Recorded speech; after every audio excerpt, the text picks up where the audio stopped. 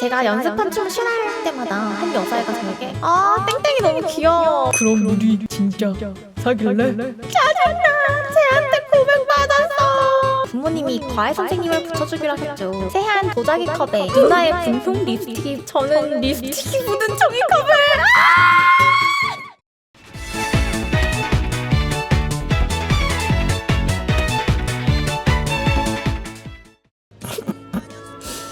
형제님들 오랜만입니다. 요지 아닙니다 형제님들. 오늘은 형제님께서 사다 주신 두섬 플레이스 티라미수 한번 먹어보겠습니다. 이 맛에 속세의 맛을 먹는 거군요. 유레카 할렐루야. 속세의 맛 할렐루야. 유수연님 오늘 고해 할렐루야 아멘. 할렐루야 주멘. 감사합니다 형제님. 좋은 곳에 가실 거예요 르른드님. 극락의 맛이로다. 감사합니다. 오늘 돈하면 극락 가나요? 당연하죠. 즐거우면 안 가겠지만 극락 못 가면 환불 가능한가요? 당연하죠 형제님. 극락 못 가시면 꼭 연락주세요. 아시겠죠? 근데 한 번도 이 극락 못 갔다고 저한테 환불 요청하신 분이 없었거든요. 100% 만족했던 게 아닐까 싶어요. 죽었는데 어떡해요. 그럼 한번 고해성사를 시작해보도록 하겠습니다. 건드를 죄인 모두 앞으로! 25살 남대생 땅. 저의 죄를 르르수녀 땅에게 고백합니다. 커뮤니티를 돌아다니다 보면 심심찮게 발견할 수 있는 이야기. 고백으로 혼내주자! 다들 우스갯소리로 넘어가는 이 한마디가 저의 가슴 한켠을 이렇게 시큰하게 하는 것은 정말로 고백을 극악무도한 폭력의 수단으로 휘둘러버린 저의 지난날의 어포 때문이겠지요. 중학교 3학년 뒤늦게 맞이한 중2병과 사춘기의 절정을 겪고 있던 시기. 어느새 주위 친구들은 연애를 시작하고 제 무의식에서도 막연히 연애에 대한 열망이 커져만 가던 때였습니다. 당시 예비 졸업생들은 축제 때 공연할 뮤지컬을 준비하게 되었고 열심히 단합하여 준비하는 반들 중 하나로 본 고해자 또한 열심히 출석해 연습에 참여했습니다. 그 무렵부터였지요. 제가 연습한 춤을 신할 때마다 한 여자애가 저에게 아 땡땡이 너무 귀여워. 와 땡땡 너무 멋있다. 같은 말을 했습니다. 실떡 육수 애니로 사랑을 깨우친 저에게 있어서 그 말들은 설렘을 넘어 망상함까지 강제 개안시켜버리는 히로인 트루 엔딩 루트의 진입이었던 것입니다. 후에 제 친구와 그의 여자애가 서로 담수를 나누더니 이내 저를 불렀고 제 친구는 그 여자에게 직설적으로 너 땡땡이 좋아하냐? 라는 말을 시전했습니다. 그 여자애가 거기에 더해 아 땡땡이랑 결혼해야겠다 라는 말 하자 그 순간 제 망상은 확신으로 바뀌었고 눈앞에 뇌절 엔딩씬이 제 갈통을 깨버리면서 저는 그녀를 응시하며 나지막하게 말했습니다. 그럼 우리 진짜 사귈래? 그 순간 세상은 잠시 멈춰버렸고 그 정적을 깬 것은 옆에 있던 제 친구였습니다. 친구는 기어이 반 전체를 돌아다니며 저의 급발진 고백을 중계하기 시작했고 정작 저는 답변을 듣지 못한 채 불과 2번의 쉬는 시간 만에 저의 고백은 학년 전체에 퍼져버리게 되었습니다. 점심시간 마주친 애마다 와 땡땡이 실상남자 우 땡땡이 멋있다 하며 저를 놀리기 시작하더니 저에게 무수한 악수 요청과 박수가 쏟아지기 시작했습니다. 이런 뇌절 속에서 갈통이 제대로 깨져버린 저는 정신 차리기는커녕 부끄러워하면서도 내심 흐뭇했고 거기에 멈췄어야 됐으나 저는 그녀에게 다가가 다시 한번 나지막하게 긴장돼? 라고 말하는 뇌절을 저지르고 말았던 것입니다. 잠시 뒤 그녀는 자신들의 친구와 함께 자리를 떴고 제가 마지막으로 목격한 그녀의 모습은 친구들에게 둘러싸여 위로받으며 울고 있는 모습이었습니다. 업보의 당사자인 저는 25살이 된 지금까지도 연애 이야기가 나오면 친구들에게 긴장대를 역시전 당하면서 저의 과오가 참회의 화마가 되어 죗값을 치르고 있습니다. 르르수녀 땅의 기도가 저의 이 업보를 덜어내주시리라 믿습니다. 주렐루야 주멘. 긴장돼? 근데 어떻게 보면 쌍방 과실이잖아요. 모쏠한테 그런 장난은 진짜 설레는 거잖아. 남자가 혼자 착각했으면은 남자가 유죄인데 여자가 먼저 장난을 쳐가지고 이거는 나름 쌍방이 좀 있지 않나. 말했잖아. 이 학생 때 하는 고백은 진짜 전교에 다 퍼진다니까? 야 땡땡이가 누구한테 고백한다! 하면서 전교에 다 퍼지니까 학생분들 조심. 웃겼으니 무지해드리겠습니다 형제님. 이제 그 사람도 근데 나름 썰이 이제 생겼겠지. 야 나 옛날에 그 찐따한테 야 멋있다 귀엽다 했다가 고백받았잖아. 그 뒤로 나 절대 안 해 라는 썰이 생기지 않았을까? 짜증나. 쟤한테 고백받았어.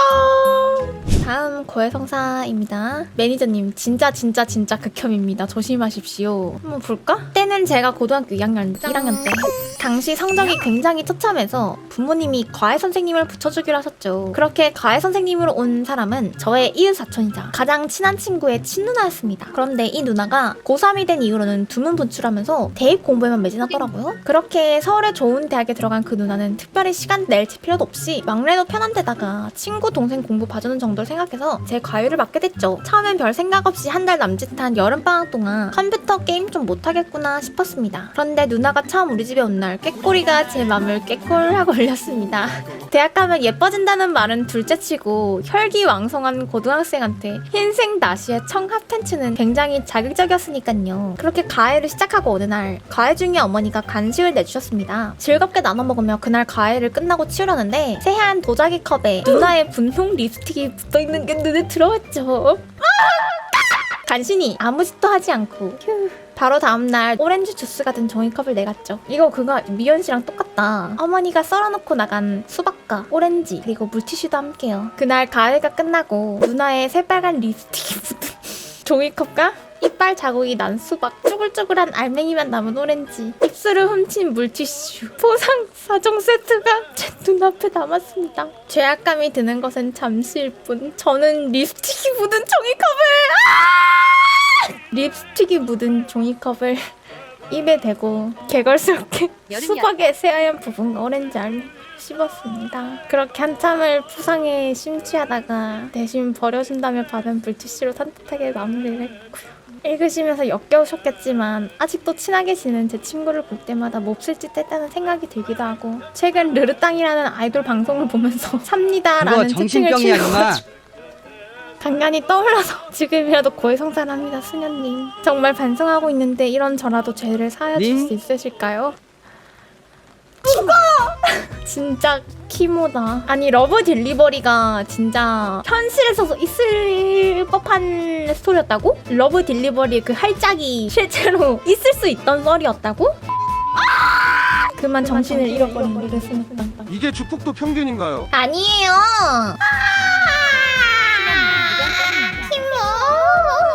다음 고해성사 한번 읽어드릴게요. 저는 말 한마디로 3명의 행복을 앗아갔습니다. 때는 중학교 시절 제 친구 락두는 제게 다가와 자신의 연애 상담을 했습니다. 저는 얼굴도 반반한 놈이 못소린 제게 다가와 왜 이런 얘기하는지 이해가 되지 않았지만 그래도 소중한 친구의 고민이니 성심성의껏 들어주었습니다. 상담의 요지는 자기가 같은 반 친구인 지영이에게 관심이 있는데 어떻게 해야 할지 모르겠다 라는 내용이었습니다. 그래서 저는 간단하게 대화부터 시작해보는 게 어때? 가서 말라도 걸어봐 라며 조언을 하였고 이에 락두는 알겠다고 대답을 하였습니다. 그렇게 얼마 시간이 지나지 않아 저는 그 지영이라는 친구와 같이 조별 수행 평가를 하는 기회가 생겼습니다. 그래서 저는 넌지시 지영이한테 야 그거 비밀인데 락두가 너한테 관심 있는 것 같더라? 라며 말을 건넸고 저는 지영이에게서 사실 본인도 락두에게 관심이 있었다는 매우 배 아프고도 놀라운 대답을 들을 수 있었습니다. 그런데 락두는 이런 제 노력을 아는지 모르는지 줄곧 다른 여자애랑만 대화를 나누고 있었고 저는 속으로 아휴 그래 내가 도와준다 이놈아 라며 스스로 뿌듯한 기분이 들었습니다. 그 이후부터 락두와 지영이가 대화하는 시간이 많아져 둘이 알아서 잘 사귀겠거니 했던 어느 날 락두가 다시금 제게 상담을 요청했습니다. 락두는 제게 지영이가 나한테 호감 갖고 있는 것 같은데 이걸 어떻게 둘러서 거절해야 될지 모르겠다고 말했고 저는 이를 듣고 대체 무슨 개소리인가 싶어서 아니 너 지영이한테 관심 있는 거 아니었어? 근데 왜? 라고 물어보았습니다. 그리고 이내 저는 충격적인 대답을 들을 수 있었습니다. 사실 저희 반에